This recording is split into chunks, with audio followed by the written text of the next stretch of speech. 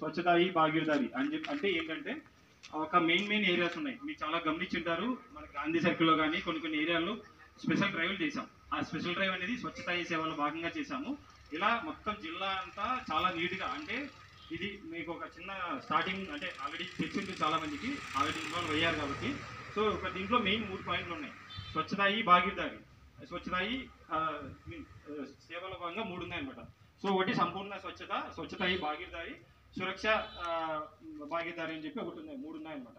So Swachhata he భాగీదారి అంటే ఏంటంటే cleanliness target units అని చెప్పి కొన్ని ఏరియాలు సెలెక్ట్ చేసుకుంటాం. ఫర్ ఎగ్జాంపుల్ ఇప్పుడు గాంధీ సర్కిల్లో కాలువలు ఉన్నాయి. కాలువలు కొంచెం ఆర్ఎండ్బి రోడ్డు హైట్ పెంచడం వల్ల కొంచెం లో లైన్ ఏరియాస్లోకి వచ్చేసాయి.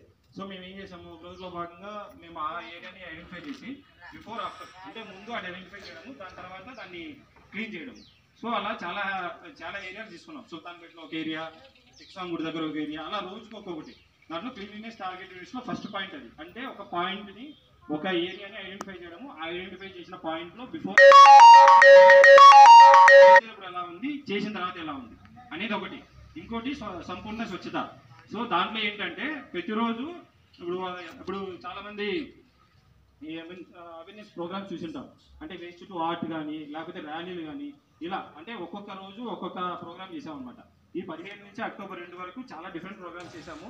సో ఈ భాగంలో ముందుగా నేను నెక్స్ట్ ఎక్స్ప్లెయిన్ చేసే ముందు మన పంచాయతీ వర్కర్స్ చాలా కష్టపడ్డారు. ఒక్కసారి అందరి తరఫున వాళ్ళకి కంపల్సరీ సెల్యూట్ చేయాలా. ఎందుకంటే ఏ టైంలో పిలిచినా ఏ టైంలో చెప్పినా కూడా వాళ్ళకి పండగలు ఉన్నా ఏమున్నా కూడా వచ్చారు. చాలా ఇబ్బందులు ఉన్న పరిస్థితుల్లో కూడా చేశారు. మేము యాక్చువల్గా 1-2 డేస్లో ఒక చిన్న వీడియో చేద్దాం అనుకున్నాము. మేమంతా చేసిన